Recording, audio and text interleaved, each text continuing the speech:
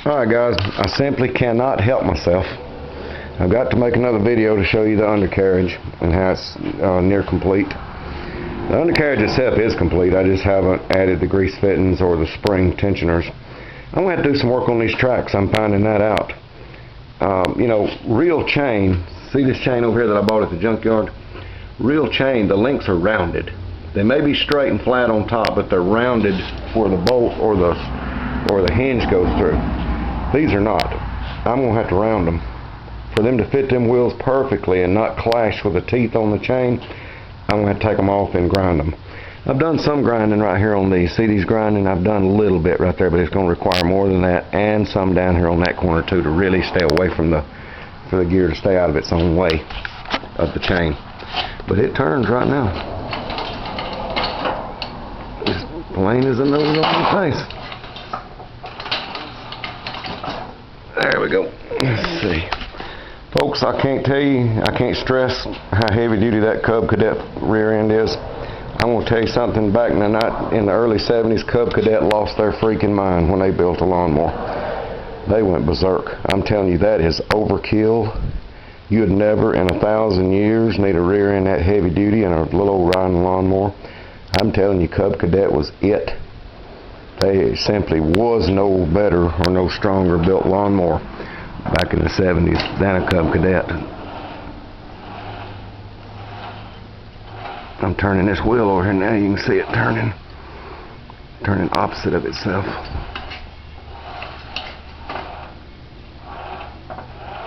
Alrighty.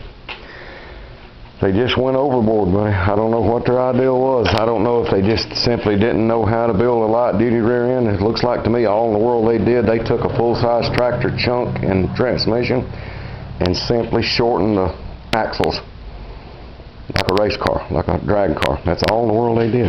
Alright, now on this, on the undercarriage, let's get to the undercarriage.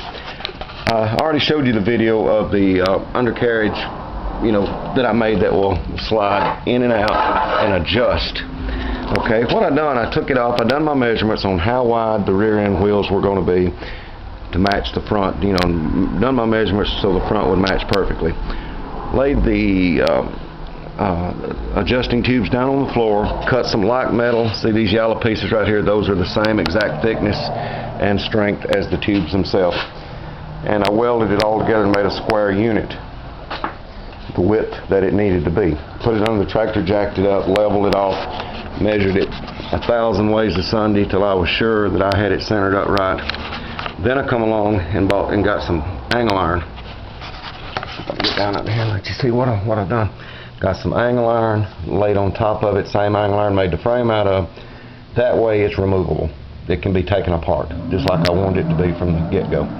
Added bolt, bolt, bolt, and a bolt. Tack welded here. I've got to come along now and finish welding that solid. Point is, the undercarriage will be able to be removed. If you ever have any trouble with it, need to do anything to it, you can. It'll be welded in place.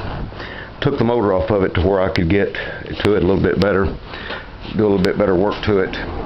Done the same thing over here.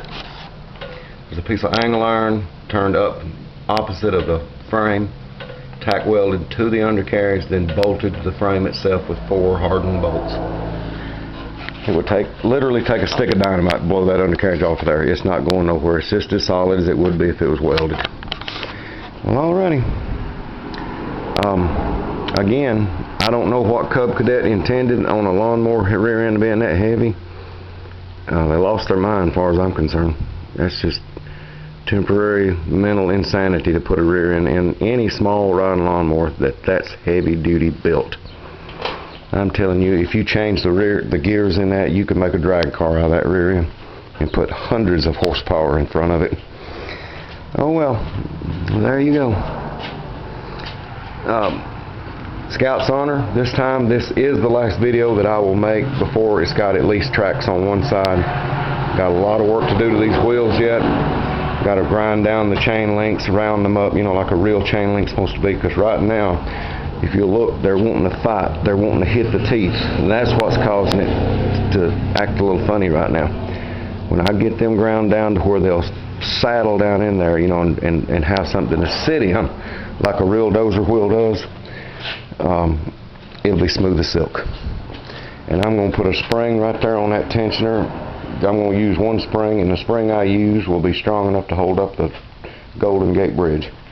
It's going to take a strong one, but I'll do it. I'm going slow too. I'm just not going as fast as I want to. You know, since the last video I made, I probably hadn't worked on this thing over 3 or 4 hours. Hour here, hour yonder. You know, grass season's here now. I'm having to do yard work, work a regular job.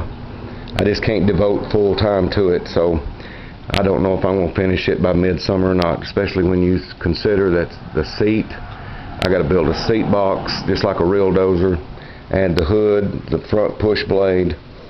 There is so much to do to it, you just don't realize, but I am getting the hard part over. I'm getting over the hump of having the extremely hard part done, which was the wheels and the track, the chain. Got 3 wheels made. I got lucky, went to the junkyard a couple of days ago, found another 5/8 piece of plate, 20 by 20 inches, perfect to cut my 4th and final wheel with. And I finally learned how to do it. I'm confident that when I cut it, it'll be right. It's took a lot, took several cuttings, but you know, they say practice makes perfect. I don't know about perfect, but practice makes better, let's say it that way. Well, alrighty, I'm telling you, man, this thing's getting heavy, pound for pound. And size for size, this tractor it's bulldozer. It's going to be as heavy built as a real dozer.